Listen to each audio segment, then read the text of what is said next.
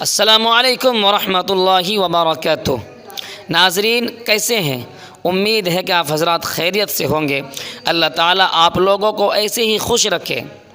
آپ حضرات کی خدمت میں آج میں بات کرنے والا ہوں جناب حضرت مولانا کلیم صدیقی دامت برکاتہم کے متعلق۔ جناب حضرت مولانا ایک ولی صفت انسان ہے، اور جس انسان کے بیان، جس انسان کے اخلاق و کردار کو دیکھ کر لاکھوں لوگوں نے اپنی اصلاح کی ہے اور لاکھوں لوگ پسند کرتے ہیں۔ ہندوستان کے ہر امن پسند لوگ، ہندوستان کے ہر سچے لوگ، ہندوستان کے ہر بڑے دھارمک لوگ مولانا سے محبت کرتے ہیں۔ بلکہ ہندوستان ہی نہیں بلکہ ہندوستان کے باہر کے لوگ بھی مولانا سے محبت کرتے ہیں، مولانا سے اپنی اصلاح کراتے ہیں، مولانا سے باتیں پوچھنے کے لیے آتے ہیں۔ کوئی پریشانی آتی ہے تو مولانا سے مشورہ لیتے ہیں، کوئی بات سامنے آ جاتی ہے تو مولانا سے مشورہ کرتے ہیں۔ ایسے نیک دل انسان کو آج ایک مجرم کی طرح اچانک گرفتار کر لیا جاتا ہے۔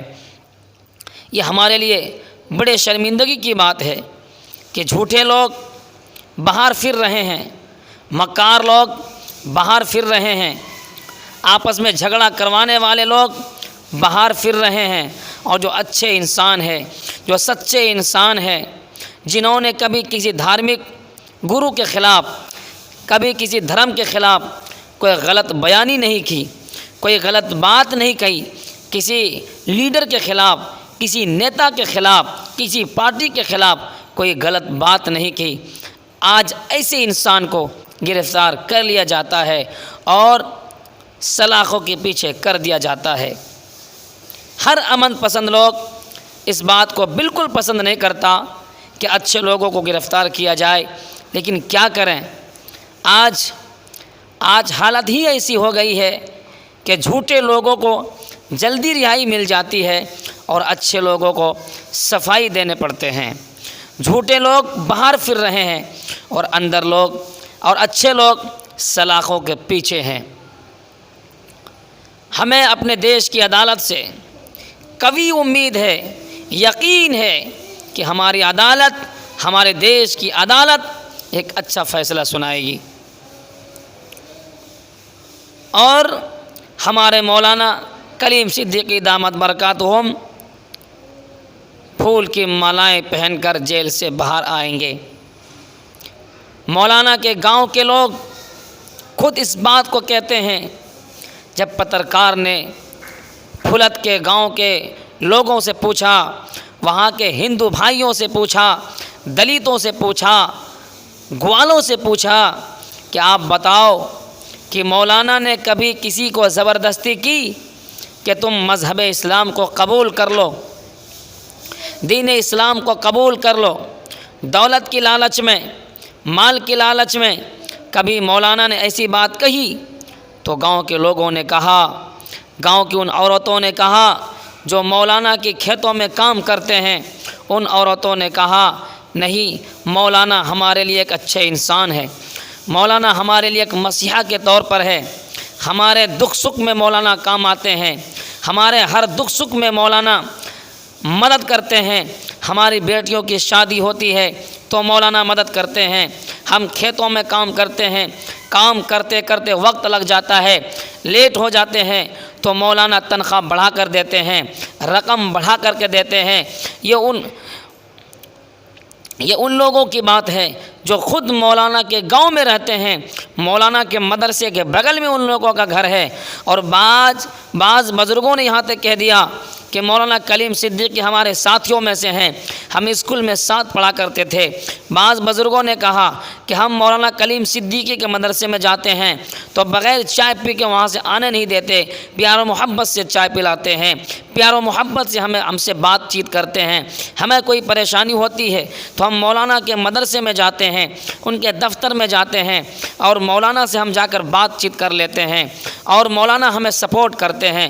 ایسے نیک دل انسان کو اگر جیل میں ڈالا جائے گا تو بتاؤ اے میرے یارو، بتاؤ کہ کون ہندوستان کے اندر بچے گا؟ کون ہندوستان کے اندر بچے گا؟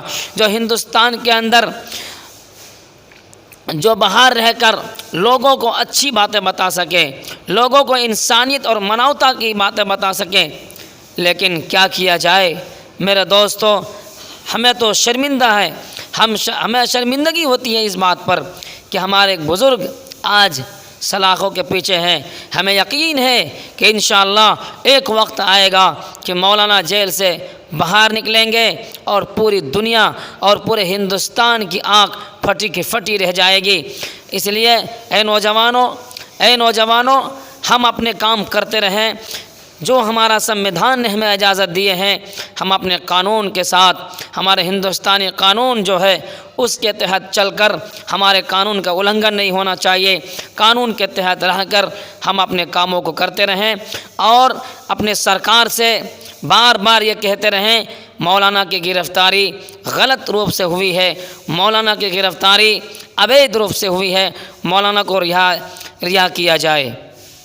ہم اس آواز کو اٹھاتے رہیں گے انشاءاللہ جب تک ہماری جان میں جان رہے گی۔ اس لیے ہم تمام مسلمان متحد ہو جائیں اور ایک جٹ ہو کر اپنی آوازوں کو اٹھائیں، انشاءاللہ فائدہ ہوگا۔ آج ٹولیوں میں بٹ جانے سے کوئی کام نہیں آئے گا۔ ہماری تاریخ کو اٹھائیں، آج سے 70 سال پہلے کی وہ تاریخ اٹھائیں جب ہندوستان کے اندر انگریز قابض ہو گیا تھا، ہندوستان کے ہر بڑے بڑے شہروں پر انگریز کا قبضہ ہو گیا تھا۔ کون لوگ تھے جنہوں نے انگریزوں کے خلاف محاذ جنگ قائم کیا اور انگریزوں کو ہندوستان چھوڑنے پر مجبور کر دیا؟ وہ یہی علماء کرام تھے، وہ یہی دینی مدارس میں چٹائی اور بوریوں پر بیٹھنے والے تھے، وہ یہی ٹوٹے ہوئے لوٹوں سے وضو کرنے والے تھے، وہ یہی شیخ الہند تھے جنہوں نے مالٹا کے جیل میں رہ کر بھی قرآن کریم کی تفسیر لکھ رہے تھے اور انگریزوں کے خلاف آواز اٹھا رہے تھے۔ میرے دوستو، ہم اپنی اکابر کی اور اپنے بزرگوں کی، اپنے اسلاف کی، اپنے آبا و اجداد کی قربانیوں کو کیسے بھول جائیں؟ تاریخ کے اوراق بھری پڑی ہیں، تاریخ کے اوراق بھری پڑی ہے کس طریقے سے ان لوگوں نے ہندوستان کو آزاد کرایا تھا، لیکن آج ان کے سپوتوں کو، آج ان کے بچوں کو پکڑ کر گرفتار کر لیا جاتا ہے اور انہیں جیل میں ڈالا جاتا ہے، ان کے مدارس اسلامیہ پر حملہ کیا جاتا ہے، مدارس کو توڑا جاتا ہے۔